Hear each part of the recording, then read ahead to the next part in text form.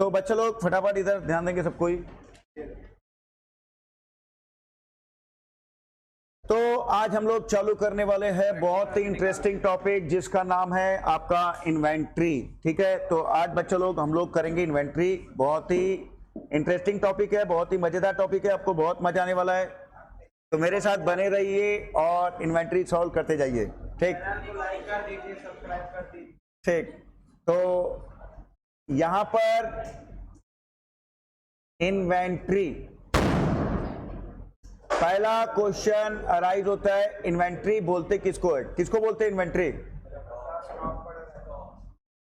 जो साल के लास्ट में जो भी स्टॉक हमारे पास रह जाता है, बच जाता है, उसको बोलते हैं अपन इन्वेंट्री या स्टॉक। इन्वेंट्री या अब यहां पर अगर मैं मैन्युफैक्चरिंग हूं, मैन्युफैक्चरिंग एंटिटी हूं, तो मेरे लिए इन्वेंट्री क्या होगा?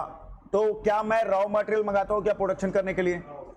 तो जैसे इंगट और ब्लूम मैंने आपको बताया था, तो वो मेरा रॉ मटेरियल है। इंगट और ब्लूम क्या है मेरा? अब उसके बाद कई बार इंगट और ब्लूम का जब प्रोडक्शन करता हूं तो मेरा माल जरूरी नहीं है कि इस साल पूरा कंप्लीट हो जाए, कुछ गुड्स मेरा आधा अधूरा कंप्लीट होता है, तो उसको बोलते हैं अपन WIP। क्या बोलते हैं? तो अगर इस साल मेरे पास 31 मार्च में कुछ स्टॉक जो कि पूरा कंप्लीट नहीं हुआ है, तो वो क्या मेरे स्टॉक वैल्यूएशन में आएगा कि नहीं आएगा?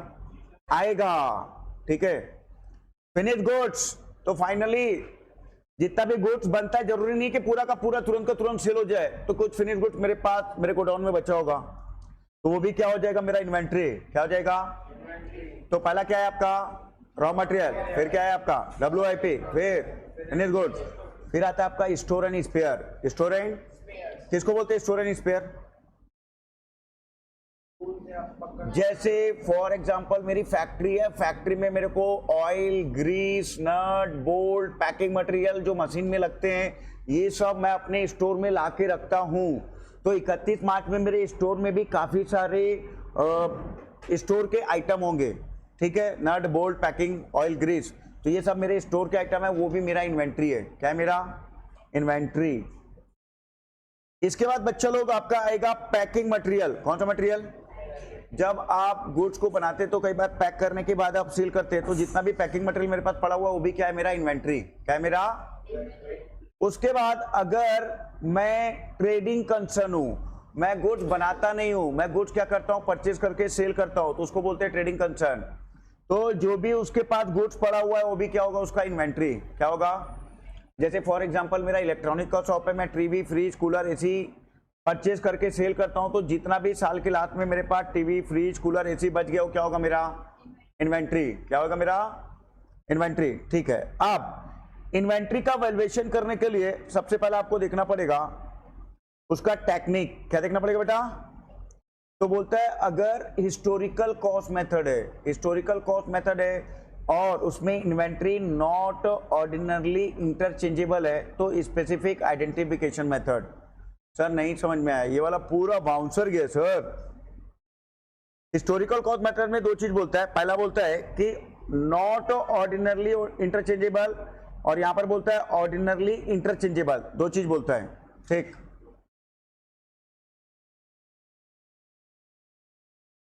तो ऑर्डिनरली नॉट इंटरचेंजेबल और इंटरचेंजेबल मतलब क्या? नहीं समझ में आया। अगर मैं कोई गुड्स बना रहा हूं अपने स्पेसिफिकेशन के हिसाब से, किसके हिसाब से?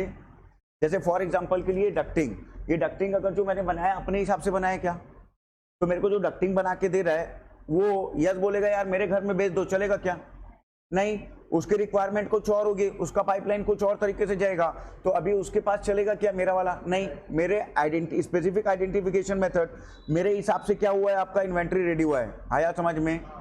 तो यहां पर स्पेसिफिकेशन आइडेंटिफिकेशन मेथड एप्लीकेबल हो जाएगा। लेकिन अगर मेरा इन्वेंट्री इंटरचेंजेबल है, जैसे फॉर एग्जांपल के लिए हाँ ट्यूबलाइट ले लो, ये लाइट नहीं समझ में आ रहा है तो दूसरा लाइट ले लिए, ये कैमरा नहीं समझ में आ रहा है तो उसको चेंज करके दूसरा ले लिए, और जो फ्रिज में लेने गया था वो फ्रिज नहीं समझ में आ रहा है तो मैं बोलूंगा नहीं भाई मेरे को ये नहीं, मेरे को दूसरा मॉडल का चाहिए, तो वो चेंजेबल है। क्या है आपका? तो यहां पर आपका 3 मेथड आएगा। कितना मेथड? तो जो आप इन्वेंट्री का कॉस्ट निकालोगे, इन्वेंट्री का क्या निकालोगे? कॉस्ट, फीफो, लीफो और वेटेड एवरेज। फीफो, लीफो और सर ये लिफो फिफो और वेटेड एवरेज कैसे है, नहीं समझ में आ रहा है, क्यों आ रहा है ये मेथड आने का रीजन क्या है सर? अगर आपका इन्वेंटरी इंटरचेंजेबल है तो उसमें लिफो फिफो और वेटेड एवरेज क्यों निकाल रहे हो आप? हाँ, डेट के हिसाब से आपका प्राइस क्या होते रहता है, चेंज होते रहता है। क्या होते रहता है? जैसे फॉर एग्जांपल के लिए आज मैंने 1 अप्रैल को कोई गुड्स खरीदा मान लो 50 रुपए में, और वही मैंने 2 अप्रैल को खरीदा 52 रुपीज में, अब वही मैंने 3 अप्रैल को खरीदा 48 रुपीज में। ऐसा होता है क्या? कई बार आयरन इंडस्ट्री में देखना, गोल्ड में हो गया, ऐसे ही कई सारी कंपनी है जिसके प्रोडक्ट क्या होते हैं, फ्रिक्वेंटली चेंज होते रहते हैं। तो अब क्वेश्चन अराइज होता है, मेरे पास जो स्टॉक बचा वो 50 वाले में से बचा, 48 में से बचा, 52 में से बचा, कौन सा बचा? तो इसके लिए आपको टेक्निक बताता है कि बेटा जी आप लोगों को फीफो, लिफो और वेटेड एवरेज जो आपके बिजनेस के लिए जो ज्यादा सुटेबल है उसको आप क्या कर लो, उस मेथड को अडॉप्ट कर लो, जिससे आपका इन्वेंट्री का वैल्यूएशन ज्यादा बेटर प्रेजेंटेशन हो रहा है, ज्यादा बेटर वैल्यू, अच्छा वैल्यू बता रहा है, तो वो आप दिखा दो। ये बोलता है आपको अकाउंटिंग स्टैंडर्ड 2B। कौन बोलता है? अकाउंटिंग स्टैंडर्ड 2 आपका एप्लीकेबल होता है इन्वेंट्री वैल्यूएशन के लिए, और अकाउंटिंग स्टैंडर्ड 2 लिफो मेथड को बोलता है बाय बाय। जनरली बिजनेस में लिफो मेथड एप्लीकेबल नहीं होता है, या तो फीफो होगा या तो वेटेड एवरेज। तो जनरली आप देखेंगे, जैसे फॉर एग्जांपल सब्जी वाला ले लो, अभी बोला पहला मान लो जो लाया वो पहले बिकेगा कि बाद में बिकेगा? जैसे मान लो 2 दिन पहले लाया था वो गुड्स मेरे पास है, आज जो लाया वो भी मेरे पास है, आज वाले को पहले बेचूंगा कि 2 दिन पहले वाले का? तो उसको बोलते हैं फीफो मेथड। क्या बोलते हैं? जो पहले आया वो पहले सेल होगा। आया, अगर वो आज वाले को पहले सेल करेगा और 2 दिन वाले को रहने देगा तो सब्जी सड़ जाएगा। वैसे ही सेम किराने का सामान ले लो, मेडिकल ले लो, मेडिकल वाला भी क्या करेगा भैया, जो जल्दी एक्सपायर होने वाला है उसको पहले सेल करेगा, नहीं तो क्या होएगा, एक्सपायर्ड माल उसके दुकान में रह जाएगा और सब माल बिक जाएगा। आया समझ में? तो ये ध्यान रखना है। तो इसीलिए क्या बोलता है यहाँ पर फीफो मेथड। कौन सा मेथड? अभी हमारा यस मोटो बोलता है सर मैं तो दारू का बिजनेस करता हूँ, जो जितना पुराना हो उतना ज्यादा बेटर रहता है, वो एक्सेप्शन है, अभी उसकी बात नहीं कर रहे, अभी उसको नहीं, ठीक है। अभी वेटेड एवरेज प्राइस मेथड। कौन सा मेथड? तो वेटेड एवरेज प्राइस मेथड में कैसे निकालते हैं ये हम लोग सीखने वाले हैं, ठीक। तो बच्चा लोग हम लोगों ने यहाँ पर इन्वेंट्री वैल्यूएशन का टेक्निक में पहला क्या देखा, अगर मैं मैन्युफैक्चर हूँ, क्या हूं मैं, तो पहला क्या आएगा, रॉ मटेरियल मेरा इन्वेंट्री, दूसरा वर्क इन प्रोग्रेस, तीसरा फिनिश गुड, चौथा स्टोर के आइटम, चौथा स्टोर एंड स्पेयर के आइटम, फिर क्या आएगा आपका पैकिंग मटेरियल जो आपको गुड्स पैक करने के लिए आपके इंडस्ट्री में रखा हुआ है, ठीक। जैसे पार्ले जी गुड्स किसको आप क्या करते हो, ऐसी बिस्किट को ऐसे बेचते हो क्या, पैक करके बेचते हो, तो पैकिंग मटेरियल होगा ना, पैक करने के लिए तो रखोगे ना, ठीक है। और अगर मैं ट्रेडिंग कंसर्न हूं तो आप इन्वेंट्री को कॉस्ट निकालने के लिए टेक्निक, इन्वेंट्री वैल्यूएशन का टेक्निक, तो यहां पर हिस्टोरिकल कॉस्ट मेथड और नॉन हिस्टोरिकल, हिस्टोरिकल और हिस्टोरिकल में दो, अगर इन्वेंट्री जो है ऑर्डिनरली इंटरचेंजेबल है तो क्या, नॉट ऑर्डिनरली इंटरचेंजेबल है तो क्या, अगर ऑर्डिनरी इंटरचेंजेबल नहीं है तो स्पेसिफिक आइडेंटिफिकेशन मेथड, और अगर इंटरचेंजेबल है तो 3 मेथड, कौन कौन सा, फीफो, लिफो और वेटेड एवरेज। AS2 लिफो को सजेस्ट, ठीक है। अब देखो यहां पर फीफो मेथड में कैसे करते हैं, अब थोड़ा सा पहले कंसेप्ट को समझो। देखो बच्चों ये थोड़ा सा फास्ट बैच है तो थोड़ा सा फास्ट जा रहा है, ठीक है। स्लो बैच वालों के लिए बाद में रिकॉर्डिंग डाल दिया जाएगा जब नया बैच स्टार्ट होगा। अभी आप लोगों को जिनका एग्ज़ाम दिसंबर में है, जिन्होंने प्रिपरेशन कर लिया है, उनके लिए बहुत ही बेनिफिशियल है, फटाफट उनका रिवीजन होने वाला है। चलो देखो इधर, अब फीफो मेथड, पहला कौन सा मेथड है, फीफो मेथड का फुल फॉर्म क्या है, फर्स्ट इन फर्स्ट आउट, ठीक है। अभी तक समझो, मैंने 1 अप्रैल 18 को 50 kg गुड्स खरीदा था 8 रुपए पर kg से, 2 अप्रैल को मैंने खरीदा था बेटा 40 kg 9 रुपीज पर kg से, पर kg। 5 अप्रैल 18 को मैंने इशू कर दिया, ठीक है, मैंने इशू किया 30 kg, ठीक। और 15 अप्रैल 18 को 15 अप्रैल 18 को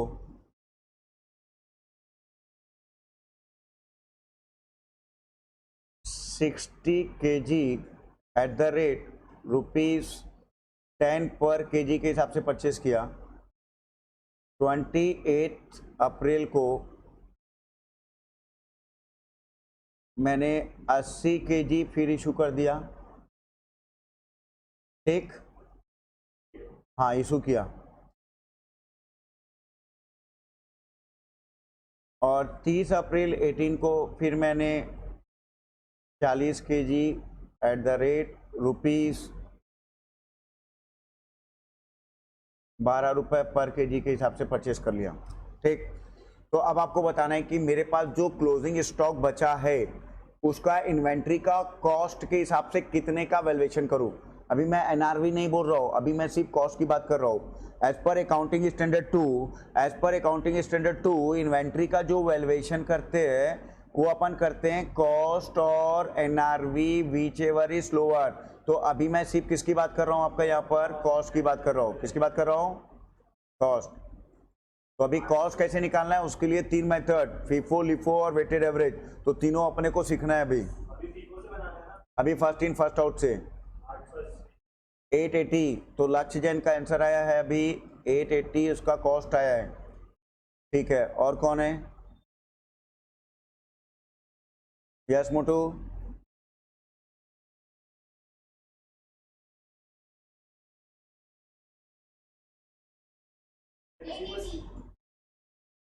एडिटी किसी का जैन, एडिटी हर्षा बना रही है। हाँ इसको जिसका हो गया वो लिफो से बनाओ और वेटेड एवरेज से भी बना दो। नहीं बन रहा, समझ में नहीं आ रहा है। हाँ चलो देखो इधर, इधर सबको देख लो, अभी बनाना कैसे पहले सीख लो। इधर फीफो का मतलब क्या होता है, फर्स्ट इन फर्स्ट आउट। अभी तक ध्यान देना बेटा।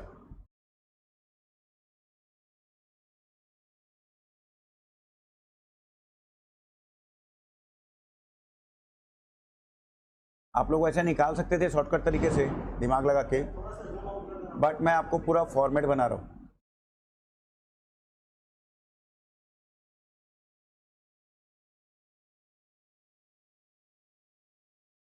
पहला आएगा आपका रिसीव्ड, फिर आएगा आपका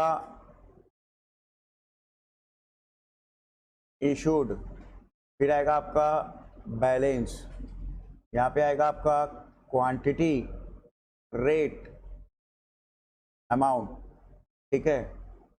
यहाँ पर आएगा आपका क्वांटिटी, रेट और अमाउंट, यहाँ पर आएगा आपका क्वांटिटी, रेट और अमाउंट। अब देखो इधर, इधर ध्यान देना।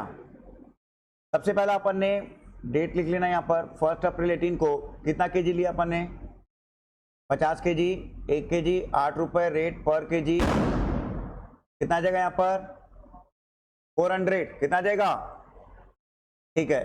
तो यहाँ पर इशू कुछ भी नहीं किए, हमारे पास बैलेंस सेम चीज बच गया 58 और ये हो गया आपका 400।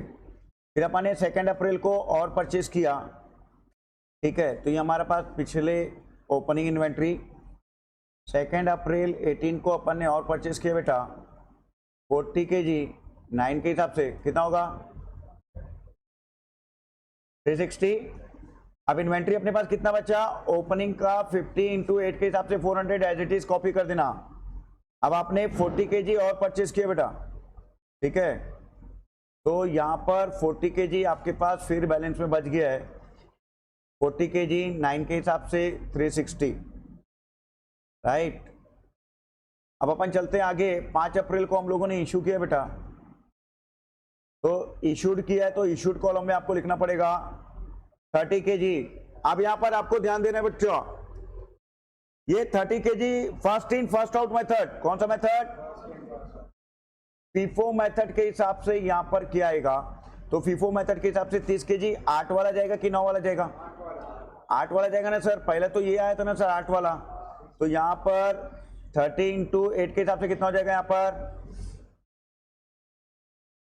240, आपने 240 का गुड्स क्या कर दिया, इशू क्या कर दिया। अब आपके पास 50 में से कितना बचा, तो 50 में से 30 चला गया तो आपके पास 20 बचा, 8 रुपए किसके हिसाब से, समझ में आया क्या। अब इसके अलावा 40 कितने के हिसाब से 360, यहां पर लिखेंगे 49 के हिसाब से आपके पास 360 का और बच गया।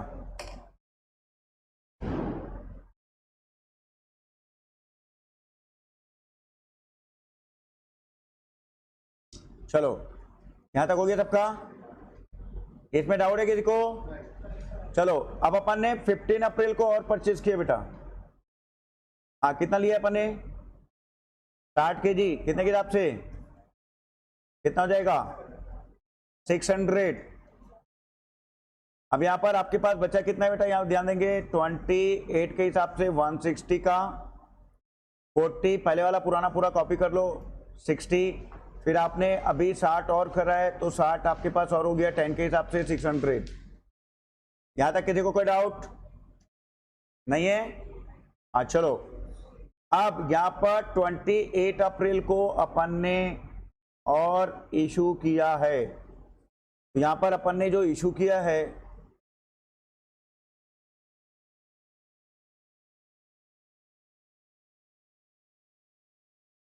यहां पर अपन ने इशू किया बेटा 80 kg, तो अगर 80 kg अपन ने इशू किया है तो यहां पर कैसे जाएगा जल्दी बताओ फीफो मेथड में।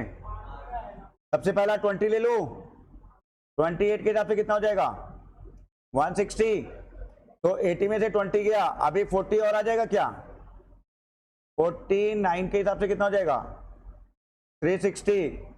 अब कितना बचा आपका 60 आपने इशू कर दिया 80 में से, 20 बच गया, तो 20 किस में से दोगे आप 60 में से दोगे क्या 200। आप 60 में से 20 चला गया, कितना बचा 40, 10 के हिसाब से 400। यहां पर किसी को कोई डाउट नहीं आया।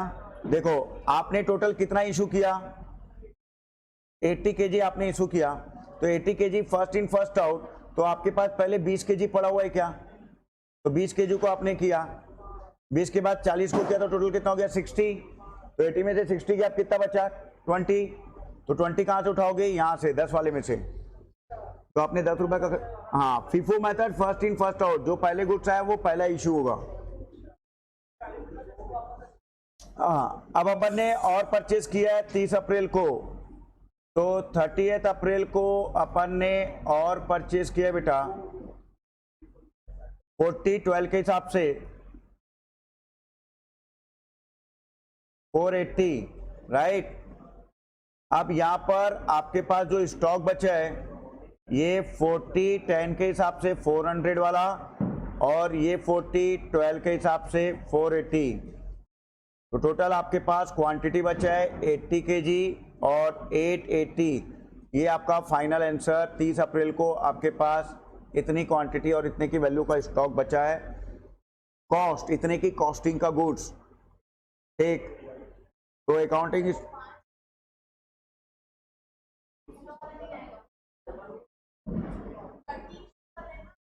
हाँ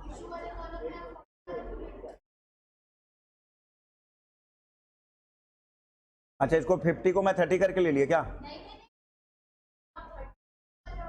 हाँ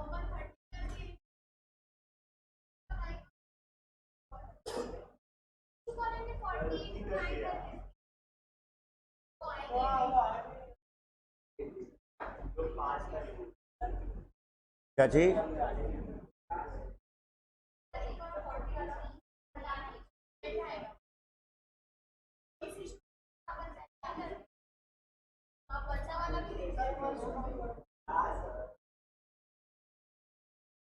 अच्छा 30 kg, हाँ गलती से वो लिख दिया था मैं, वो कहाँ से ले आया था मैं, अच्छा यहाँ लिख, इधर लिखना था इधर लिख दिया था, ठीक समझ गया। हाँ वो इशू में गलती से आ गया था, वो बैलेंस में लिखना था, समझ गया। हाँ चलो फटाफट सॉल्व करो।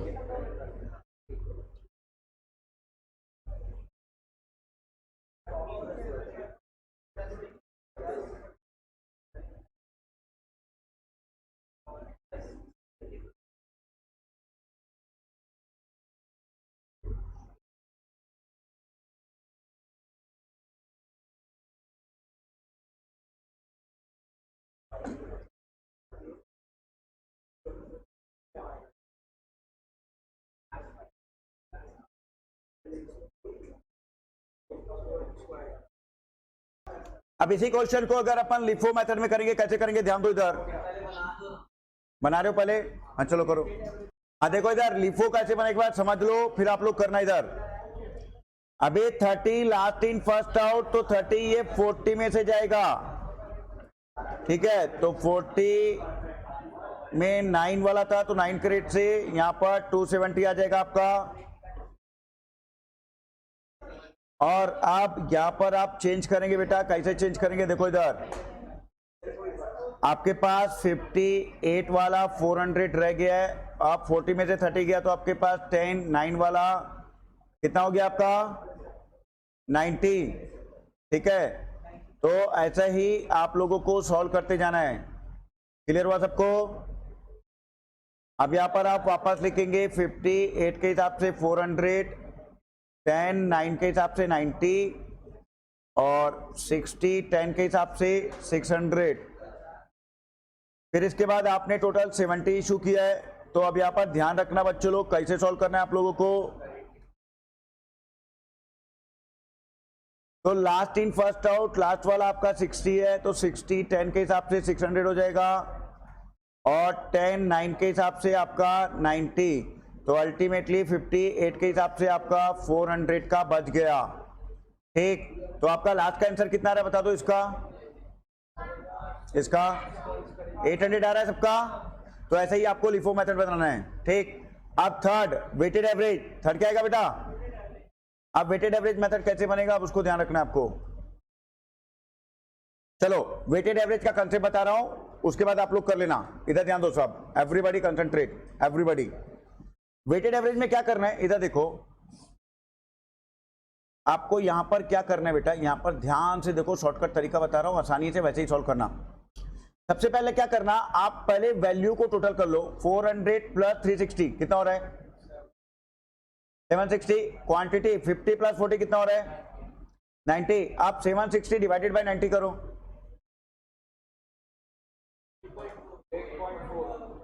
8.40, ठीक है। अब इसके बाद क्या करना है बच्चों लोग, यहां पर ध्यान देना आप लोग। 90 में से कितना चला गया आपका 30, कितने के हिसाब से, हाँ कितना होगा 252। हाँ अब 90 में से 30 गया, कितना बचा 60, कितने के हिसाब से 840, कितना आएगा,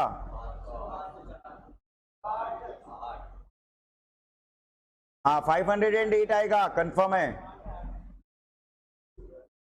252 प्लस 508 760 हो जाएगा, ठीक। अब इधर ध्यान देना सब लोग, एवरीबॉडी कंसंट्रेट। तो फिर ये गड़बड़ है, क्योंकि यहाँ पे 760 है, तो कुछ गड़बड़ है फिर कैलकुलेशन। तो यहां पर कितना आएगा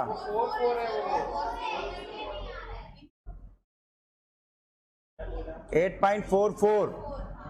हाँ अब यहां पर कितना आ रहा है 253.2 है ना, हाँ तो 3 लो। और इधर 760 माइनस 253 कर लो, 507। तो तब ये कैसे होगा 253 प्लस 510, सब तो 760 होगा ना। हाँ ठीक है। अब यहां पर देखो फिर 507 और 600 कितना होगा, और 60 प्लस 60 कितना हो जाएगा 120। तो पहले वैल्यू और क्वांटिटी का टोटल लेना, उसके बाद एवरेज प्राइस निकालना। एवरेज निकालो इसका, ठीक है। तो ऐसा आपका वेटेड एवरेज आते जाएगा। तो ऐसे ही आपको वेटेड एवरेज में सॉल्व करना है, कर लोगे। चलो मेरे बुक का क्वेश्चन नंबर जो आपको सॉल्व करना है यहां पर दे रहा हूं। चलो देखो यार, क्वेश्चन नंबर 1 होमवर्क करो,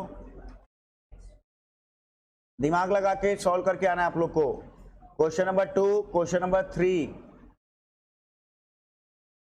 question number 4, question number 5, question number 5 तक का। हाँ अभी क्वेश्चन नंबर 5 तक का आप लोग को बनाना है, अभी तक ध्यान दो। हाँ अभी बता रहा हूं, अभी अपन आ जाते। दूसरा ये वाला आप लोग कल पढ़ के आएंगे और ये मैं सबसे पूछूंगा, ठीक है। ये होमवर्क है, कल आपको इसको रीड करके आना है। हाँ मैं कल समझाऊंगा भी इसको, तो एक बार रीड करके आना तो अच्छे समझ में आएगा ये, ठीक। ये वेरी इंपॉर्टेंट है, एग्जाम में कई बार आता है ये, ठीक। चलो अब हम लोग आते बेटा यहां पर,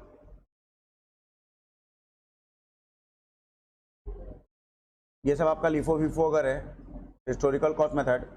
चलो ये वाला क्वेश्चन एक बार सॉल्व करके बताओ तो कैसे ला के दे सकते हो, आंसर ला के दे सकते हो।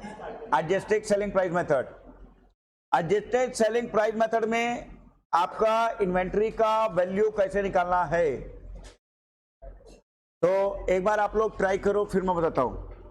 ट्राई करो फटाक से, अपना दिमाग लगाओ कैसे निकाल सकते हैं इन्वेंट्री। तो एक बार आप लोग कंसेप्ट अगर समझ गए तो आपके लिए बहुत ही आसान है एडजस्टेड सेलिंग प्राइस मेथड। इधर समझो, कंसंट्रेट। देखो अगर सपोज मैं टोटल जितने का भी गुड्स खरीद के लाया, तो खरीद के लाने के बाद जो मैंने खर्चा किया उसमें जो गुड्स की कॉस्ट में ऐड होना चाहिए, तो मान लो मैंने टोटल गुड्स लाया 60 रुपए का, कितने का लाया 60 रुपीज का गुड लाया। अब इसमें से 40 रुपए की कॉस्टिंग का गुड मैंने 70 रुपए में बेच दिया, और 20 रुपए जो कॉस्टिंग का गुड्स है वो मान लो उसका भी यहां पर 30 रुपीज में मैं सेल करूंगा। कितने में सेल करूंगा, तो टोटल गुड्स लाया कितने का था, कॉस्टिंग का 60, और टोटल सेल कितने में होगा वो, अगर होगा तो। ये समझ में आ रहा है क्या, टोटल जो मैं गुड्स लाया अगर मैं उसको मार्केट में सेल करता हूं तो टोटल मेरे को 100 रुपीज मिल जाएगा। कितना मिल जाएगा 100, जिसमें 40 को मैं 70 में सेल कर चुका हूं, 20 को मैं 30 में करूंगा सपोज। तो अब बताओ यहां पर मेरा प्रॉफिट कितना हो रहा है, तो 100 में, तो 40 डिवाइडेड बाय 100 इंटू 100 के हिसाब से मेरा जीपी रेट क्या है 40%। 40% मेरा जीपी रेट है on sale, profit on sale, क्योंकि सेल मेरा 100 है, प्रॉफिट 40 है, तो प्रॉफिट ऑन सेल हुआ, प्रॉफिट ऑन सेल 40% है। तो अब मेरे पास इन्वेंट्री जो बचा हुआ है वो कितने का है, 30 का है।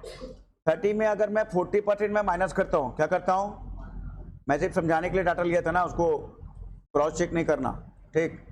तो यहां पर 30 में से 40% माइनस करोगे कितना आएगा,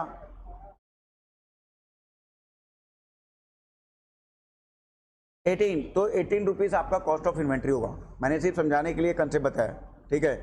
तो 30 में से 40% माइनस करोगे तो कितना आ जाएगा आपका, 18 रुपए का आपका स्टॉक का वैल्यू आ जाएगा, ठीक।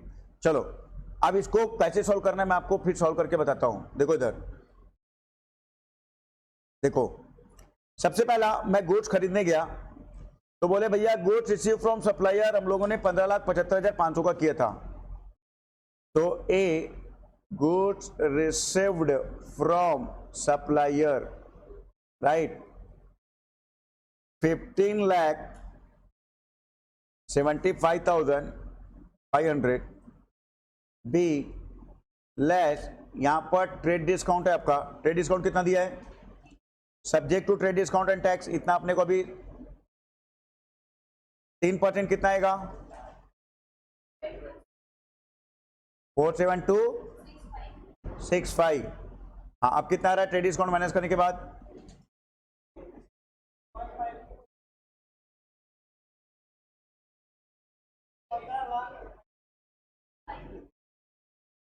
ठीक। अब इसके बाद अपन यहां पर टैक्स को क्या करेंगे, ऐड, टैक्स को क्या करेंगे, तो सेल टैक्स जिसका अपने को यहां पर ये अजम्पशन है कि अपने को इनपुट क्रेडिट नहीं मिलेगा, इनपुट क्रेडिट नहीं मिलेगा तो अपने गुड्स का कॉस्ट हो जाएगा। तो यहां पर 11% ऐड करो, इसमें 11% निकालोगे कितना आ रहा है, ठीक। टोटल कितना आ रहा है अभी 1696,341। यहां तक किसी को कोई डाउट है नहीं। अब देखो यहां पर पैकिंग एंड ट्रांसपोर्टेशन चार्जेस, तो जब अपन गुड्स मंगाते हैं तो ये भी हमारे गुड का कॉस्ट होता है, तो यहां पर पैकिंग एंड ट्रांसपोर्टेशन चार्जेस को भी अपन ऐड करेंगे। तो 87,500 वो भी ऐड हो जाएगा। अब टोटल गुड्स का वैल्यू कितना आ रहा है?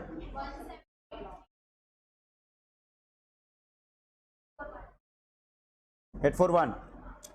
अब यहां पर कंसंट्रेट एवरीबॉडी, अगर मैं टोटल गुड्स खरीद के लाया हूं जिसका कॉस्टिंग है मेरा 17,83,841, अब ये पूरे गुड्स को अगर मैं सेल करूंगा तो टोटल मेरे को सेल कितना मिलेगा टोटल गुड्स से? 22,45,500 प्लस 2,35,000, ये मेरा सेल हुआ है और इतने की इन्वेंट्री का सेल वैल्यू मेरे को दिया है, तो टोटल का सेल वैल्यू कितना होगा? तो टोटल सेल होगा मेरा, अगर मैं सेल करूंगा, हाँ कितना बोल रहे हो? 80 जीरो और ये, तो टोटल 17,83,841 को अगर मैं सेल करूंगा तो मैं इतने में सेल करूंगा। अब मेरा प्रॉफिट कितना आ रहा है यहां पर? 89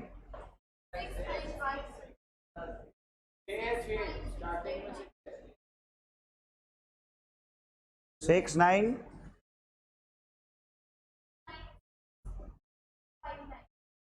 फिर 6 के बाद,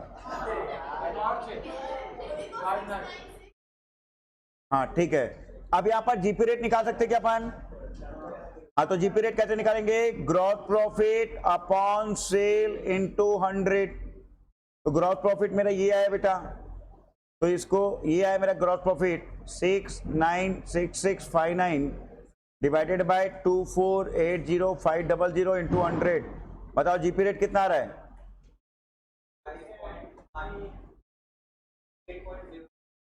तो ये इतना परसेंट आपका क्या है जीपी? 9। तो अब अगर आप यहां पर क्लोजिंग स्टॉक में ये इनवाइस सेल प्राइस में दिया है, तो 2,35,000 में आप अगर 28.09% निकालेंगे कितना आएगा?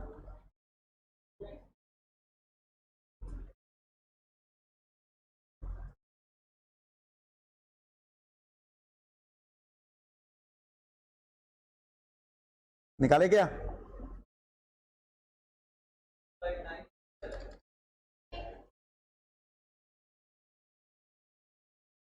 सिक्स 6012 माइनस करो, बताओ कितना रहा है?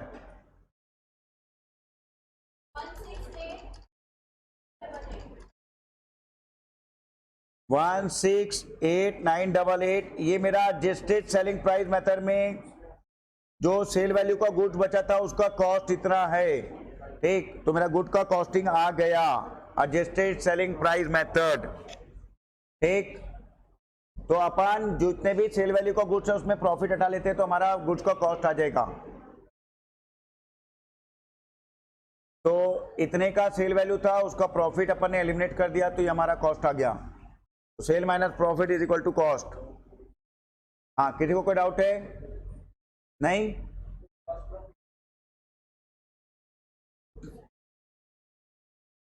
समझ में आ गया? चलो इसको सॉल्व करके दो। अब ये भी हो गया। हाँ बनाओ, सेम क्वेश्चन है, फटाफट बना के दो। संकल्प बन रहा है ये वाला 7। डाउट है तो आजा। तो सबका आंसर आ गया था। आप लोग एग्जांपल इलस्ट्रेशन नंबर 8 बनाएंगे सबको ही फास्ट। चलो इधर देखो, एग्जांपल नंबर 8 कैसे बनेगा? एवरीबॉडी कंसंट्रेट, पहले सब ध्यान देंगे। तो as per accounting standard 2 inventory valuation बोलता है इन्वेंट्री को उसके प्रेजेंट लोकेशन और कंडीशन में लाने तक का जो भी खर्चा होता है अपन इन्वेंट्री की कॉस्ट में ऐड करते हैं। तो यहां पर इन्वेंट्री में परचेज दिया है, मैन्युफैक्चरिंग दिया है, सेलिंग वाला ऐड नहीं होगा, एडमिनिस्ट्रेशन नहीं होगा, फाइनेंशियल नहीं होगा, ठीक। तो अकाउंटिंग स्टैंडर्ड 2 बोलता है इन्वेंट्री को उसके प्रेजेंट लोकेशन और कंडीशन में लाने तक का खर्चा, ठीक। तो अब यहां पर क्वेश्चन को अच्छे से ध्यान देंगे everybody. From the following particular ascertain the value of inventory 31st March 2020। यहां पर 1 अप्रैल 9 मतलब ओपनिंग में बोल रहा है 142,500, परचेज बोल रहा है 762,500, मैन्युफैक्चरिंग एक्सपेंसेस बोल रहा है, ठीक। आप यहां पर बोलते हैं at the time of valuation of inventory 31 मार्च 2019, मतलब साल के स्टार्टिंग का बोल सकते हैं अपन। तो 1 अप्रैल 19 बोलो या 31 मार्च 19, बोथ आर सेम। पिछले साल का क्लोजिंग, इस साल का opening. A sum of 17,500 was written off on a particular item which was originally purchased for 50,000। तो हम लोगों ने कुछ ऐसा स्टॉक था जो मेरा एबनॉर्मल स्टॉक था। नॉर्मल स्टॉक किसको बोलेंगे और एबनॉर्मल किसको बोलेंगे? यस, लक्ष्य, पाजी, कंसंट्रेट। अब फॉर एग्जांपल के लिए मैंने फ्रिज लेके आया, 5 फ्रिज लेके आया, उसमें से एक फ्रिज जो है मेरा डैमेज हो गया। अब ये 5 में से 4 फ्रिज का रेट मेरा सेम है, 30,000 में सेल करूंगा। 5 में से 4 फ्रिज में 30,000 में सेल करूंगा क्योंकि मेरा नॉर्मल गुड्स है जो ऑर्डिनरी कोर्स ऑफ बिजनेस में मैं सेल करता हूं। लेकिन एक पीस जो है मेरा डैमेज हो गया, तो डैमेज होने की वजह से ये बताओ क्या मेरे को इसमें सफिशिएंट प्रॉफिट मिलेगा? मे भी लॉस हो सकता है, मे भी कम प्रॉफिट हो सकता है। तो मेरा जीपी रेट नॉर्मल गुड्स में बैठेगा कि दोनों के गुड्स की वैल्यू में बैठेगा? एबनॉर्मल में। तो एबनॉर्मल को क्या करना पड़ेगा? हटाना पड़ेगा पहले अभी, ठीक। तो यहां पर सेम चीज मैंने ओपनिंग पिछले साल के क्लोजिंग में, मतलब इस साल के ओपनिंग में 17,500 मैंने राइट ऑफ किया 50,000 के गुड्स में। तो अभी भी मेरा एबनॉर्मल गुड्स इसमें इंक्लूड है क्या? 1,42,500 में कितने का एबनॉर्मल गुड्स इंक्लूड है ये बताओ? 50 में से 17,500 पर ने राइट ऑफ कर दिया तो कितना बचा? 25,500, 32, ठीक है। तो अब ये 32,500 का मेरा कौन सा गुड्स है? ठीक है, जिसमें से 50,000 का था, जिसमें 17,500 माइनस कर चुका हूं, तो कितना बचा? 32,500 का एबनॉर्मल गुड्स इसमें इंक्लूड है कि नहीं है? तो मेरा नॉर्मल गुड्स कितने का है? 1,42,500 माइनस 32,500, 1 लाख। तो 1,10,000 रुपए में अपना पहले नॉर्मल गुड्स लूंगा, ठीक। अब एबनॉर्मल गुड्स मेरा ड्यूरिंग द ईयर सेल हो चुका है, सेल हो चुका है, तो मेरे स्टॉक में नहीं है, उसके बारे में सोचने की जरूरत नहीं है। सोचने की जरूरत, मैं वैसे भी नॉर्मल गुड्स को लेके बना रहा हूं। अभी किसको लेके बना रहा हूं? हाँ अभी रुको ना, आगे का है। तो यहां पर 1,10,000 में मेरा नॉर्मल गुड्स है। कौन सा गुड्स है? अब यहां पर मैंने परचेज कितने का किया? 7,62,500, उसको ऐड करेंगे। मैन्युफैक्चरिंग एक्सपेंसेस को भी ऐड करेंगे क्या? तो यहां पर आपका मैन्युफैक्चरिंग एक्सपेंसेस भी क्या हो जाएगा ऐड? तो ये आ जाएगा आपका टोटल कॉस्ट, जितने का भी गुड्स था आपके पास, जितने भी कॉस्टिंग का नॉर्मल गुड्स आपके पास पड़ा हुआ है वो है आपका 10,22,500। अब आपने ड्यूरिंग द ईयर सेल किए बेटा 12,45,000 का, जिसमें ये 45,000 इंक्लूड है कि नहीं है? तो ये 45,000 नॉर्मल गुड्स है कि एबनॉर्मल?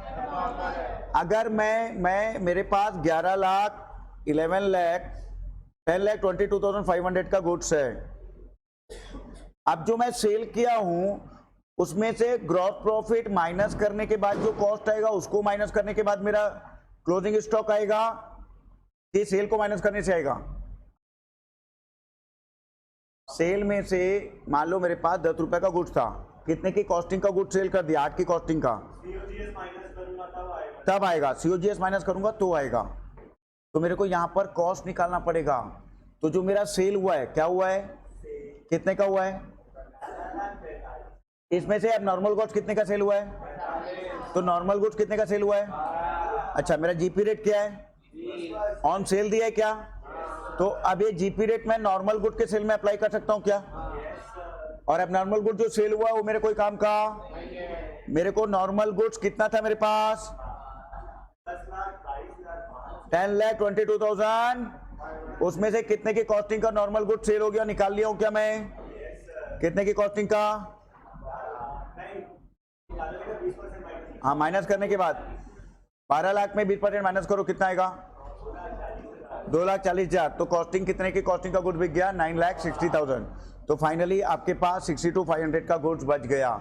आया समझ में? तो आपने ओपनिंग स्टॉक पे माइनस क्यों किया? अब नॉर्मल गुड्स समझ में आया? ताकि आपने कितना नॉर्मल गुड था और कितने का नॉर्मल गुड आपने कॉस्टिंग का सेल किया, तो फाइनली कितने की कॉस्टिंग का आपके पास बच गया। क्लियर? कोई डाउट? किसको डाउट है मेरे पास आ जाओ। ठीक, और बाकी लोग ये अगला सॉल्व करो। चलो, ये क्वेश्चन बनाने के पहले मैं आपको एक कंसेप्ट बताता हूं। ठीक, ये कंसेप्ट बताने के बाद मैं आपको बताऊंगा, पहले कंसेप्ट को समझो। कभी भी किसी का, जब तक आपको कंसेप्ट क्लियर नहीं है आपको, ठीक है आप लोग दिमाग लगा रहे हो अच्छी बात है, बट पहले कंसेप्ट को समझो। ठीक, अब मेरा बिजनेस का अकाउंटिंग ईयर होता है बेटा अप्रैल से मार्च, 31 मार्च। क्या पॉसिबल है मैं 31 मार्च को अपना स्टॉक का वैल्यूएशन कर लूं? 31 मार्च को दुकान बंद कर देता हूं, बहुत बड़ा दुकान है, गोडाउन है, अभी 50 आदमी को लगा दिया, फिर भी नहीं हो पा रहा, इतना माल है। पॉसिबल है क्या मेरे लिए 31 मार्च को? मे भी हो सकता है कि मैं 10 दिन पहले स्टॉक का वैल्यूएशन लेके खत्म कर दूं, जल्दी स्टार्ट करके। मे भी हो सकता है कि मैं 15 अप्रैल तक जाके स्टॉक का वैल्यूएशन करूं। अब मेरा अकाउंटिंग ईयर अगर अप्रैल से लेकर के 1 अप्रैल से 31 मार्च है, तो मेरे को स्टॉक 31 मार्च का चाहिए कि आगे पीछे का चाहिए? 31 मार्च का चाहिए। तो सर अगर मैं स्टॉक का वैल्यूएशन 31 मार्च से पहले कर रहा हूं तो क्या, और 31 मार्च के बाद कर रहा हूं तो क्या? अब इसके कंसेप्ट को पहले समझो। लक्ष्य जैन, कंसंट्रेट। ठीक, तो अब इधर समझो, यहां पर अगर मैं 31 मार्च 20 को स्टॉक का वैल्यूएशन चाहिए, लेकिन मैं 31 मार्च को स्टॉक का वैल्यूएशन नहीं कर पाया, मैं स्टॉक का वैल्यूएशन सपोज कर रहा हूं 15 मार्च 20 को, तो 15 मार्च 20 को जब मैं स्टॉक का वैल्यूएशन लिया तो मेरे पास यहां पर 80,000 का स्टॉक था। कितने का स्टॉक था? लेकिन मेरे को स्टॉक कौन सा चाहिए? 31 मार्च का। तो अब मेरे को फॉरवर्ड मेथड फॉलो करना पड़ेगा। क्या करना पड़ेगा? Forward method. मतलब अब ड्यूरेशन 15 मार्च से 31 मार्च के बीच में जितना भी गुड परचेज किया होगा, क्या किया होगा? मान लो 20,000 का परचेज किया तो क्या करना पड़ेगा? ऐड, क्योंकि मैंने परचेज किया तो मेरे स्टॉक का पार्ट है वो। आया समझ में? ठीक, अब मैंने मान लो यहां पर कुछ गुड सेल किया होगा और मेरा सेल वैल्यू बोलता है मान लो 30,000, और मैं ग्रॉस प्रॉफिट लेता हूं 10% ऑन सेल, 10% ऑन सेल। अब बताओ, तो यहां पर आपने कितने की कॉस्टिंग का गुड सेल किया वो आपको माइनस करना पड़ेगा। आप सेल माइनस नहीं कर सकते, सेल माइनस। तो ये 15 मार्च का आपके पास यहां पर स्टॉक था, आपने 20,000 का परचेस किया और 27,000 का क्या कर दिया आपने? सेल। तो आपके पास 31 मार्च को फाइनली क्लोजिंग स्टॉक कितना होगा? 70। इसमें किसी को कोई डाउट है? तो ये अपना फॉरवर्ड मेथड था। क्या था अपना? अब बैकवर्ड मेथड। कौन सा मेथड? अभी 31 मार्च की जगह, ये बुक्स में कोई मेथड नहीं है, सिर्फ समझने के लिए मैं बनाया हूं। ठीक, तो समझने के लिए इसको ध्यान देना आप लोग, और इसी साल से अराइज हुआ ये। अगर मान लो मैंने 15 अप्रैल 20 में अगर स्टॉक का वैल्यूएशन किया है, क्या किया है? तो जितना भी कॉस्ट ऑफ गुड्स सोल्ड है उसको क्या कर देना? प्लस, और परचेज को क्या कर देना? तो क्या निकल आएगा आपका? 31 मार्च का स्टॉक। क्या निकल आएगा आपका? तो जो भी 15 अप्रैल का स्टॉक है, कब का स्टॉक है, उसमें COGS को क्या करोगे आप? ऐड, और परचेज को क्या कर दोगे आप? माइनस। बैकवर्ड मेथड में जस्ट रिवर्स कर देना, आपका आंसर आ जाएगा 31 मार्च का स्टॉक। ठीक, कंसेप्ट बताओ या इससे क्लियर हो गया? हो गया, क्लियर है? ठीक, चलो अब आप लोग इसको सॉल्व कर। हेलो, आओ जो बेटा, अब मेरे को थर्ड नंबर ना बना के दो, देखते कौन बना के देता है।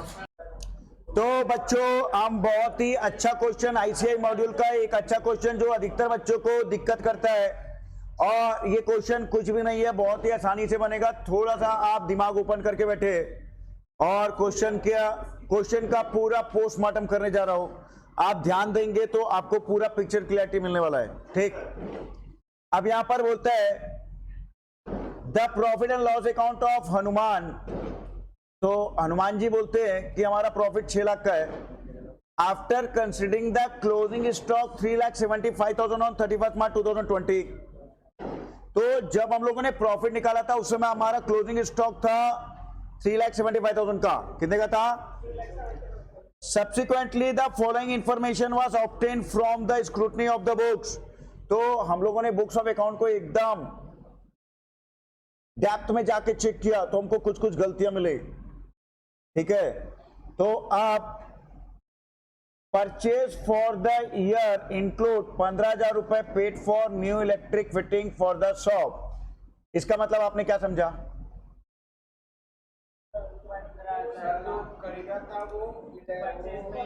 अगर आपने न्यू इलेक्ट्रिक फिटिंग के लिए खरीदा था तो ये आपका कैपिटल एक्सपेंडिचर है, रेवेन्यू एक्सपेंडिचर। आपने किस में इंक्लूड कर दिया इसको? परचेज में। तो आपका प्रॉफिट क्या हो गया? कम। प्रॉफिट क्या हो गया? कम। तो आपको प्रॉफिट को क्या करना पड़ेगा? तो आप प्रॉफिट लॉस एडजस्टमेंट अकाउंट बना लो, चाहे तो कॉलमर फॉर्म में बना लो, चलेगा। तो 6 लाख का आपका प्रॉफिट था इलेक्ट्रिक फिटिंग का, 15,000 रुपया प्रॉफिट बढ़ेगा, बढ़ेगा तो क्रेडिट, बढ़ेगा तो, और कम होगा तो डेबिट, कम होगा तो debit. Hanuman gave away a goods value 40,000 for free sample for which no entry made in the books of account। तो बिजनेसमैन ने 40,000 का गुड्स सैंपल में दिया। किस में दिया?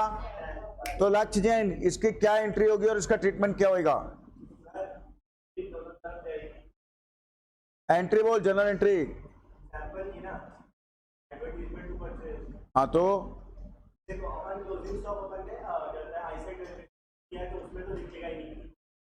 हाँ, स्टॉक में कोई इफेक्ट आने वाला नहीं आएगा। ठीक, अगर आपने गुड सैंपल में दिया है, क्या दिया है? तो एडवर्टीजमेंट हो गया तो आपका प्रॉफिट क्या हो गया? कम। कम हो गया तो कितना जाएगा? Debit side. 2 एडवर्टीजमेंट करके क्या जाएगा आपका? डेबिट में आ जाएगा। और आपने 2 परचेज किया, 2 परचेज किया मतलब परचेज के खर्चे को कम किया। तो परचेज का खर्चा कम करोगे तो प्रॉफिट क्या होगा? बढ़ेगा। तो 2 परचेज किया तो खर्चा कम करने से आपका प्रॉफिट बढ़ गया। प्रॉफिट आया समझ में? हाँ ठीक। तो अल्टीमेटली क्या हो गया? जो आपका इनडायरेक्ट खर्चा था वो डायरेक्ट खर्चे में जाके बैठा था। तो डायरेक्ट खर्चे से इनडायरेक्ट खर्चे में लेगा तो प्रॉफिट में कोई इफेक्ट आने वाला नहीं है। बैठा था डायरेक्ट खर्चे में, इनडायरेक्ट में ले जाना था बस, तो प्रॉफिट में कोई इफेक्ट आने वाला नहीं है। Invoice for goods amounting 2,50,000 had been entered in 27 March but the goods were not included in stock. तो हम लोगों ने 2,50,000 का गुड परचेज किया था, 27 मार्च को हम लोगों ने एंट्री पास कर दी है कि गुड परचेज किया, लेकिन गुड्स हमारे अभी यहाँ पर नहीं है। कहाँ पर नहीं है? गोडाउन में नहीं है। कहाँ नहीं है? गोडाउन में नहीं है सर, हमको अभी तक नहीं मिला, अपने शॉप में नहीं मिला है। तो अब इसका ट्रीटमेंट कहाँ जाएगा? हर्षा, स्टॉक में इंक्लूड कर देंगे 250। Very good. तो हमारे पास स्टॉक था 3,75,000 का। तो 3,75,000 में आप 250 क्या करोगे? स्टॉक बढ़ाओगे। तो जब भी आप स्टॉक बढ़ाओगे तो प्रॉफिट क्या हो जाएगा? आपका प्रॉफिट बढ़ जाएगा। प्रॉफिट क्या होगा बेटा? बढ़ जाएगा। समझ में आया? कोई डाउट है इसमें किसी को? नहीं। चलो अब आगे, कोई डाउट है तो पूछ सकते हो। संकल्प, शर्मा जी आ गया? चलो अब आगे चलते हैं। ऊपर वाला दिक्कत है? कौन सा वाला?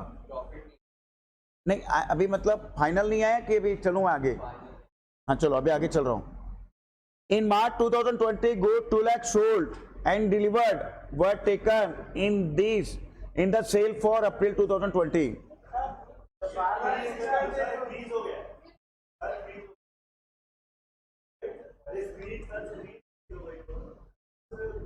तो यहां पर क्वेश्चन में क्या बोल रहा है पहले अच्छे से समझो इसको। इन March 2020 goods of 2 lakh sold and delivered. तो मार्च में हम लोगों ने गुड्स सेल भी कर दिया, डिलीवर भी कर दिया है। मेरा सेल बुक कब होना चाहिए? मार्च में कि अप्रैल में? मार्च में, बट मैंने बुक कब किया है? तो मेरा प्रॉफिट बढ़ गया कि कम हो गया? सर मैंने सेल मार्च में नहीं दिखाया तो मेरा प्रॉफिट कैसे बढ़ेगा? सर मेरा प्रॉफिट कम हो गया सर। अगर मैं सेल नहीं दिखा रहा हूं तो उतने से प्रॉफिट क्या हो गया? कम। तो प्रॉफिट बढ़ाना पड़ेगा क्या? तो प्रॉफिट बढ़ाएंगे तो कहां चले जाएगा? क्रेडिट में। कहां चला जाएगा? अच्छा, स्टॉक में कोई इफेक्ट आएगा सर? सर वो गुड्स ना जा चुका है, मेरे पास जो स्टॉक पड़ा है ना वही मैंने वैल्यूएशन में लिया है, तो यहां पर स्टॉक में कोई इफेक्ट आने वाला? फिर से अगर मार्च में हमारा गुड सोल्ड एंड डिलीवर्ड हो गया है तो स्टॉक मेरे पास पड़ा हुआ है कि सामने वाले के पास? सामने वाले के पास। मेरे पास पड़ा हुआ है क्या? नहीं। अगर मेरे पास पड़ा रहता तो मैं उसको माइनस करता, लेकिन मेरे पास स्टॉक नहीं है क्योंकि मार्च में क्या हो गया, वो डिलीवर्ड। बट मैंने गलती से सेल कब बुक किया? जब मेरा गुड्स डिलीवर्ड हो गया है as per accounting standard 9 revenue recognition. तो जैसे ही आपने सामने वाले को रिस्क एंड रिवार्ड ट्रांसफर कर दिया तो आपका सेल हो गया, रेवेन्यू को तुरंत आप मार्च में रिकॉग्नाइज कर लोगे। तो आपने यहाँ पे डिलीवर कर दिया, मतलब रिस्क एंड रिवार्ड आपने ट्रांसफर कर दिया। अब आपको सेल बुक मार्च में ही कर लेना है। तो यहाँ पर आपको प्रॉफिट बढ़ाना पड़ेगा, सेल बढ़ेगा तो प्रॉफिट बढ़ेगा। तो 2 लाख रुपए से आपको सेल बढ़ाना पड़ेगा और स्टॉक में कोई इफेक्ट आने वाला, क्योंकि आपने जो ये स्टॉक लिया था ना बेटा 375, वो गुड्स मार्च में जा चुका है। 31 मार्च में वो स्टॉक है जो आपके पास पड़ा हुआ है। ठीक। अब लास्ट वाला सबसे इंपॉर्टेंट लाइन जिसको आप एकदम ध्यान से समझेंगे। ठीक, चलो अब लास्ट वाली लाइन में आते हैं। Good costing 75,000 worth sent on sale और return March 20 at a margin of 3313 on cost. तो अगर मैंने यहां पर कॉस्टिंग दिया ना, सेल वैल्यू नहीं दिया है, अगर 75,000 कॉस्टिंग का good sale on return basis पे भेजा है, though the approval was given on April, this was taken as a sale for the March. तो पहले ये बताओ, जब भी सेल ऑन अप्रूवल पे भेजते हैं तो हमारा सेल मानते हैं क्या अपन? नहीं। लेकिन हम लोगों ने क्या कर लिया, जबकि अप्रूवल कब मिला? अप्रैल में। तो मेरा सेल कब का होगा? अप्रैल का। अच्छा, तो अब यहां देखो, अब यहां पर जो आप सेल बुक किए होगे वो 75,000 से किए होगे कि प्रॉफिट एड करने के बाद? नहीं, आप सामने वाले को ऐसा बोलोगे क्या, सर ये 75,000 का गुड 75,000 में लेके जाओ, हाँ मे भी 80 मे भी 85, समझ में आ रहा है क्या? हाँ, तो यहां पर ध्यान देंगे आप लोग।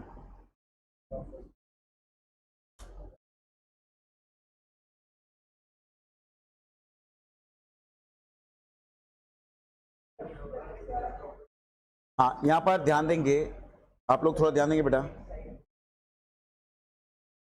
चलो, तो यहां पर ये 75,000 में ना प्रॉफिट ऑन कॉस्ट बोल रहे हैं, तो 33.113 1/3 कितना आएगा यहाँ पर? 1 लाख आ जाएगा। तो आपने 1 लाख का जो सेल बुक करके रखा है, सही है कि गलत है वो? हाँ, 1 लाख का सेल सही है गलत है? क्या हुआ?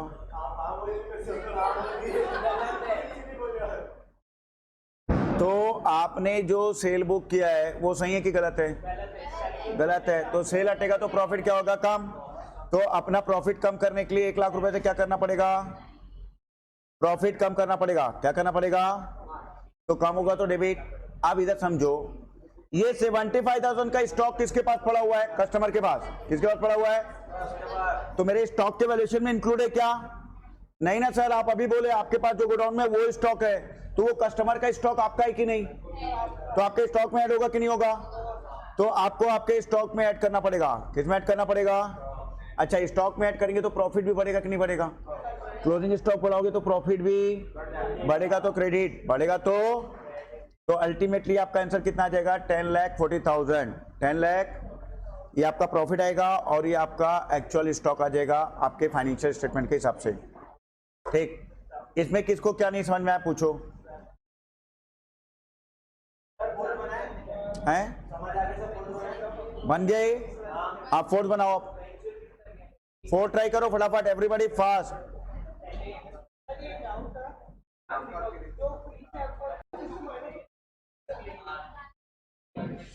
चलो यहाँ पर एवरीबॉडी आप कंसल्ट करेंगे लास्ट क्वेश्चन, उसके बाद अपन घर जाएंगे बेटा। वैसे भी लेट हो गया आपका, 9:30 बज गया है। सब ध्यान देंगे, फटाफट अपन कंप्लीट करेंगे इसको।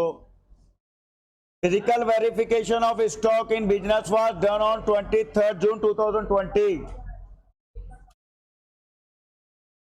The value of stock was 48 lakh. तो हम लोगों ने 23 जून को स्टॉक का वैल्यूएशन किया था 48 लाख। तो अपने को 30 जून का स्टॉक का वैल्यू चाहिए। कब का चाहिए अपने को? 30 जून का। मतलब फॉरवर्ड मेथड। कौन सा मेथड? परचेज को क्या करेंगे? ऐड। अच्छा, अगर मेरे पास, मेरे कंसाइनी के पास अगर कोई मेरा गुड्स बचा है तो किसका स्टॉक है? वो मेरा।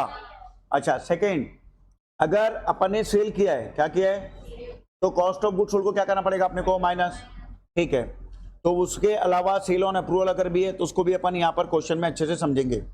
चलो, out of the good Saint on consignment, good at cost 2,40,000 were unsold. तो मेरा 2,40,000 का स्टॉक अभी कंसाइनी ने सेल नहीं किया है, किसके पास पड़ा हुआ है? और ये 48 लाख का स्टॉक कहाँ है? मेरे गोडाउन में पड़ा हुआ है। कहाँ पड़ा हुआ है? तो चंदू दीदी जो स्टॉक बताती, कौन सा बताती है हमारे गोडाउन का? तो ये 2,40,000 कंसाइनी के पास है, वो मेरा स्टॉक है। किसका स्टॉक है? तो यहाँ पर 2,40,000 स्टॉक में क्या करना पड़ेगा? ऐड। तो यहाँ पर 48 लाख में अपन 2,40,000 गुड्स एंड ऑन कंसाइनमेंट को क्या कर देंगे? अपन ऐड कर देंगे। Purchase of 4 lakh were made, out of which goods worth rupees 1,60,000 were delivered on 5 जुलाई। तो ये बताओ मेरे को, मैंने टोटल स्टॉक कितने का खरीदा था? 4 लाख। कब खरीदा? 23 से 30 जून के बीच में, 30 जून के बीच में। तो आप 2,40,000 का गुड मेरा आएगा कि नहीं आएगा? परचेज का आएगा। तो परचेज का मैं 248 कर देता हूं। सर हम लोगों ने तो गुड 4 लाख का खरीदा है ना सर, तो 1,60,000 का है अभी आपका ट्रांजिट में। तो आपने परचेज में 4 लाख इंक्लूड कर दिया, तो स्टॉक पूरा 4 लाख होगा आपका। तो भले 1,60,000 ट्रांजिट में, लेकिन आपका स्टॉक का पार्ट है, स्टॉक का पार्ट। तो ट्रांजिट को भी आप 1,60,000 रुपए अपने स्टॉक में ऐड करोगे। आया कि नहीं आया? आपने टोटल ड्यूरिंग द ईयर कितने का? 23 से 30 जून में कितने का गुड परचेज किया? 4 लाख का। इसमें से कितने का गुड्स आ गया आपके पास? 240 का, 160 का अभी भी ट्रांजिट में। तो टोटल 4 लाख रुपए लेना पड़ेगा कि नहीं लेना पड़ेगा? ठीक है, तो ये अपन ने टोटल उठा के ऐड कर दिया 6,40,000। तो ये हमारा आ गया 54,40,000 इसमें से ऐड करने के बाद। ठीक है, चलो।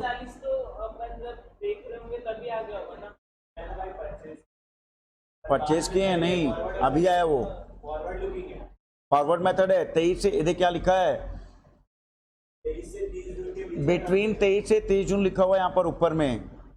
तो ये जो ट्रांजेक्शन हुआ है 23 से 30 जून के बीच का है। हाँ चलो, sale were 13,60,000 which include goods were 320 sent on approval. Half of this goods were return before 30th June 2020। इसका मतलब क्या समझे?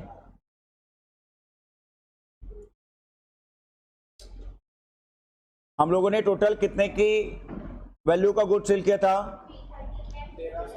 जिसमें से 3,20,000 Saint on approval, half of this goods were return before 30th जून बोलता है।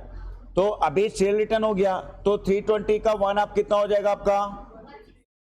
तो 1,60,000 तो क्या हो गया अपना सेल रिटर्न। बाकी हाफ गुड्स कहां पर है आपका? सामने वाले के पास। वो आपका सेल है क्या? नहीं। तो सेल ऑन अप्रूवल को भी क्या करना पड़ेगा? माइनस। तो सेल में से अपन सेल रिटर्न और सेल ऑन अप्रूवल को क्या कर देंगे? माइनस। आपका बुक्स थोड़ा अलग ट्रीटमेंट करता है, कभी कुछ करता है कभी कुछ करता है। मॉड्यूल दोनों टेक्निक आपका सेम है, आंसर आपका सेम आएगा। देखो आपने अभी सेल किया था,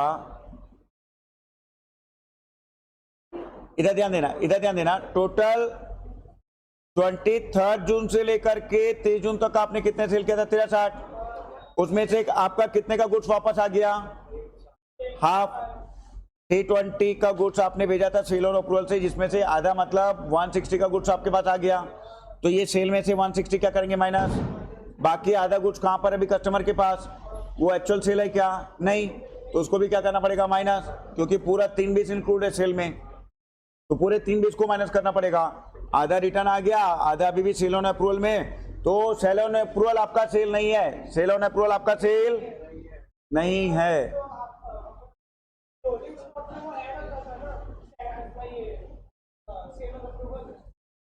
अभी तेरे को सेल में से माइनस करेगा बेटर है क्या? बस उतना ही कर, अभी बाकी बात मैं बताता हूं। ठीक, हाँ। Good are sold at cost plus 25%। Good are sold at, however goods costing 2,40,000 had been sold for 120। मतलब तो हमारे सेल में कितना इंक्लूड होगा? 120। तो सेल में से कितना माइनस करना पड़ेगा अपने को? तो अपन सेल में से यहां पर 120 भी माइनस कर देंगे। एबनॉर्मल गुड सेल 1,20,000 माइनस कर देंगे तो नॉर्मल गुड्स कितना सेल हुआ। अच्छा मैं प्रॉफिट कैसे लेता हूँ 25% ऑन, तो 20% ऑन, तो 920 का 20% निकालोगे कितना आएगा तो इसको माइनस करोगे तो आपका कितने की कॉस्टिंग का गुड सेल हुआ 7,36,000। तो उसको क्या करना पड़ेगा अपने को माइनस, क्या करना पड़ेगा, तो यहां पर जितने की कॉस्टिंग का नॉर्मल गुड सेल हुआ उसको अपन माइनस कर देंगे। अब फाइनली एबनॉर्मल स्टॉक मेरे पास अभी स्टॉक में इंक्लूड है कि नहीं है, ये 2,40,000 का स्टॉक में इंक्लूड है कि नहीं है, पहले से स्टॉक में पड़ा है तो इसको भी क्या करना पड़ेगा माइनस, क्योंकि ये बिक गया है, क्योंकि ये तो एबनॉर्मल स्टॉक 2,40,000 का, इसको भी अपन माइनस कर देते हैं तो फाइनली हमारा स्टॉक आ जाएगा 44,64,000। अब यहां पर अपन एक एक बार और फिर से समझते हैं इसको ध्यान से, कौन सा आपको नहीं समझ में आया पहले बोलो। आई थिंक फर्स्ट सेकंड में कोई डाउट है क्या, थर्ड में, फोर्थ में, फोर्थ एक बार फिर से, चलो फोर्थ वाला ध्यान से। Goods are sold at cost plus 25%, तो हम लोग प्रॉफिट ऑन कॉस्ट कितना लेते हैं 25%, तो प्रॉफिट ऑन सेल कितना लेंगे, तो प्रॉफिट ऑन सेल आएगा आपका 20%। However, good costing 240 had been sold for ₹120। तो हमारे पास 2,40,000 का नॉर्मल स्टॉक था जिसको अपन ने एक बीच में बेचा, तो अभी तो अपन ने सेल में से माइनस किया है, किसमें से माइनस किया है, सेल में से एक बीच माइनस किया, तो कितने का नॉर्मल गुड्स बिक गया 920 का नॉर्मल। अब यहां पर ये वाले स्टॉक में नॉर्मल और एबनॉर्मल दोनों इंक्लूड है। आप अभी प्रॉफिट किसका माइनस कर रहे हो, नॉर्मल गुड्स का, तो कौन सा गुड्स माइनस हो रहा है नॉर्मल, लेकिन एबनॉर्मल तो यहाँ पर अभी भी इंक्लूड है आपका, तो एबनॉर्मल को भी 240 को आपको क्या करना पड़ेगा माइनस, क्योंकि आपके पास जो स्टॉक पड़ा हुआ है 54,40,000 का, उसमें नॉर्मल और एबनॉर्मल दोनों स्टॉक पड़ा हुआ है। तो सेल में से तो अपन ने माइनस किया, लेकिन वो स्टॉक में अभी भी हमारे पास पड़ा हुआ है, तो स्टॉक से भी उसको हटाना पड़ेगा। ठीक, चलो बच्चों अब हम लोग फिर मिलेंगे नेक्स्ट टॉपिक में, तब तक के लिए बाय बाय आप सभी को।